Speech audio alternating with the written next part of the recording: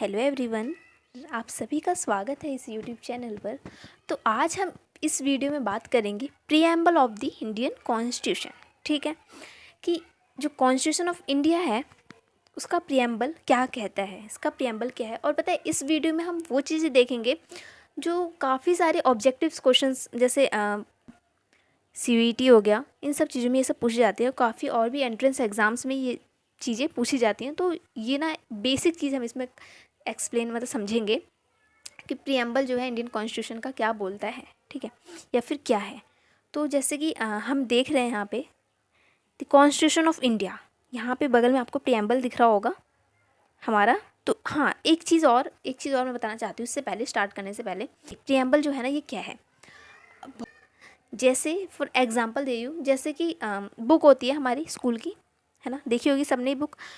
तो उस पर जो इंडेक्स होता है ना, कि इसमें हम इस चीज़ के बारे में पढ़ेंगे, जो इंडेक्स होता है, तो समझ लो ये वही है। ठीक है, इसके जो ये है ना, ये एक इंडेक्स है जो कि इसके अंदर जो लिखा हो वही पूरे कॉन्स्टिट्यूशन में हमें एक्सप्लेन कर रखा है, वही चीज़ हमें सब कुछ समझा रखा है कि ये चीज़ होगी। ठीक है, जैसे ये है हमारा preamble, we the people of India. सबसे पहले हम पता है क्या बात करेंगे कि जो हमारा इंडियन स्टेट है ना, इसमें प्रीएम्बल में लिखा हुआ कि जो इंडियन स्टेट है उसका नेचर क्या होगा। उसका इंडियन स्टेट का जो नेचर होगा वो होगा sovereign, socialist, secular, democratic and Republic. ठीक है, ये क्या होगा, इंडियन स्टेट का नेचर होगा। जाते हैं यहाँ पे, अब देखेंगे कि sovereign, socialist, secular, democratic, Republic ये है क्या। ठीक है, इंडियन स्टेट तो ऐसा होगा, इसका नेचर ऐसा होगा, हमें पता है। जब हम बात करते हैं सोवरेनिटी की, तो सोवरेनिटी में क्या होता है, देखो जब हम बात करते हैं सोवरेनिटी की, तो सोवरेनिटी में क्या है, सोवरेन होगा इंडिया, इसका मतलब कि इंडिया जो है वो फ्री है। ठीक है, इंटरनल एक्सटर्नल मामले में जो भी इसको जैसा भी डिसीज़न लेना होगा इंडिया को, वो फ्री है। वो अपने सोच कर हिसाब से, अपना जो उसको सही लगेगा, अपने लिए जो उसके लिए अच्छा होगा, वो सोच समझ के वो फैसला लेगा। ठीक है, अब मैं एक एग्जांपल की तरह बताती हूँ। जैसे कि मान लो आप हो, ठीक है, आप किसी कंपनी में जॉब कर रहे हो। अब आपको वो आपका बॉस आपसे काम करवा रहा है, दिन भर तो आप वहाँ पे काम कर ही रहे हो। ठीक है, और जब आप रात में आ रहे हो घर, तब भी वो काम दे रहा है कि भाई PPT वगैरह बनाओ, ये डॉक्यूमेंट्स वगैरह ये सब वेरीफाई करो, सही करके रात भर में मुझे दो। तो अब इसमें क्या है, अब आप दिन में भी वहाँ पे काम करो, रात में भी वहाँ पे काम करो, तो क्या आप सोवरेन हो? नहीं हो। क्यों? क्योंकि आप पे आपके बॉस की चल रही है, आपकी तो चल ही नहीं रही। ठीक है, तो इसी हिसाब से आप ये समझो कि जो इंडिया है ना वो सोवरेन होगा। ये हमारा प्रीएम्बल बोलता है कि इंडिया क्या होगा, वो सोवरेन होगा, हमारा कॉन्स्टिट्यूशन बोलता है। ठीक है, कि अपना इंटरनल एक्सटर्नल जो मामला होगा ना, इंडिया खुद संभालेगा, इंडिया खुद देखेगा, उसे जो ठीक लगेगा कि हाँ ये हमारी कंट्री के लिए ठीक है, वो करेगा। हाँ, बाहर के आके हमें ये बोल सकते हैं कि आप ये करो, ये ठीक होगा, लेकिन वो हमारे ऊपर है। अगर हम करना चाहे वो, तो वो हम डिसीजन ले सकते हैं, अदरवाइज नहीं लेंगे, अगर वो हमारे लिए अच्छा नहीं है तो ये चीज़ सोवरेनिटी कहलाती है। अब हम आ जाते हैं सोशलिस्ट पे। सोशलिस्ट क्या है, ठीक है, अब सोशलिस्ट पे बात करते हैं, तो हम सोशलिस्ट पे बोलेंगे जैसे जहाँ पे ना गवर्नमेंट का कंट्रोल वहाँ पे ज़्यादा होगा, प्राइवेट थोड़ा कम होगा। ठीक है, अब हम आ जाते हैं सेकुलर पे। सेकुलर पूछेंगे, सेकुलर क्या है। सेकुलर मतलब होता है कि जहाँ पे सभी रिलीजन को इक्वलिटी हो। ठीक है, इक्वल रिस्पेक्ट मिले, ये नहीं कि इसको ज़्यादा, इसको कम, इसको थोड़ा, इसको से कि इंडिया बहुत से डाइवर्सिटी पाई जाती है, अलग अलग प्रकार के लोग रहते हैं यहाँ पे। तो क्या है, तो इसका तो हमें सबको देखना पड़ेगा ना। अगर हम सबके साथ रह के चलेंगे, यूनिटी में रहेंगे, तो ही तो हमारे इंडिया का डेवलपमेंट होगा, अदरवाइज़ तो हम आपस में लड़ते रह जाएंगे। ठीक है, जो कि देखा जा रहा है। चलो अब हम आ जाते हैं डेमोक्रेटिक पे। ठीक है, डेमोक्रेटिक तो सबको पता ही है, रिपब्लिक। ठीक है, रिपब्लिक जैसे जो भी कैंडिडेट हो, स्टेट हो, वो इलेक्ट हो के आया हो, ठीक है, वो हो जाएगा रिपब्लिक।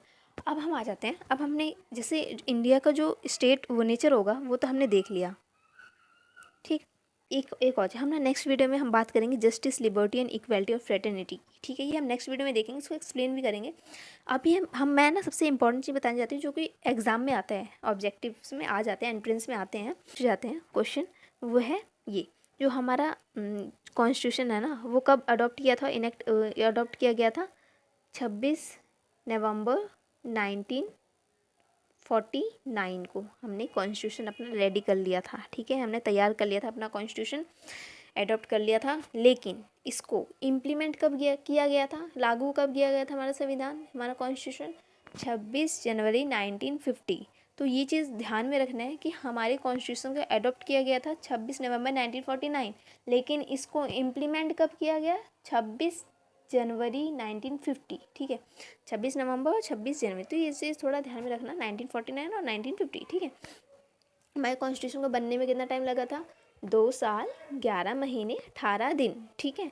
और हाँ, टोटल खर्चा कितना हुआ था? 64 लाख समथिंग, ठीक है। अब हम आ जाते हैं अब हम, जैसे कि मैंने अभी यहाँ पे आपको ये सब कुछ एक्सप्लेन किया ना, तो अब एक चीज़ हम ध्यान में देखेंगे, 42nd अमेंडमेंट एक्ट के बारे में देखेंगे, जो बहुत इंपॉर्टेंट है, जो कि क्वेश्चंस आते हैं एग्ज़ाम में, ठीक है। यहाँ पे 42nd अमेंडमेंट, मेरी राइटिंग थोड़ी ऐसी आ रही है, कोई बात नहीं, आप समझ लेना इसको, ठीक है। एक्ट हम आ जाते हैं 42nd अमेंडमेंट एक्ट। अब ना हमारी ये बहुत इंपॉर्टेंट क्वेश्चन है, एंट्रेंस एग्जाम में आता है, इसको ध्यान से सुनना। इस अमेंडमेंट एक्ट में ना हमारा जो प्रिएम्बल है ना, उसमें 3 वर्ड जोड़े गए थे, 3 वर्ड ऐड किए गए थे। वो तीन वर्ड कौन कौन से हैं? 3 वर्ड है, पहला है सोशलिस्ट, दूसरा है सेकुलर और तीसरा है इंटीग्रिटी, ठीक है। सोशलिस्ट, सेकुलर, इंटीग्रिटी, ठीक है। ये 3 चीज़ें हमारी ऐड हुई थी कब? 42nd अमेंडमेंट 1976 में, ठीक है। देखो यहाँ पे भी आपको जैसे दिख रहा होगा, socialist added by 42nd amendment act, यहाँ पे भी दिख रहा होगा secular added by 42nd amendment act, ठीक है। सोशलिस्ट, सेकुलर एंड इंटीग्रिटी, ये वर्ड ऐड किए गए थे 42nd amendment act 1976 by Indira Gandhi, ठीक है। ओके, तो आज के लिए इतना काफ़ी है, धन्यवाद, मिलते हैं नेक्स्ट वीडियो में।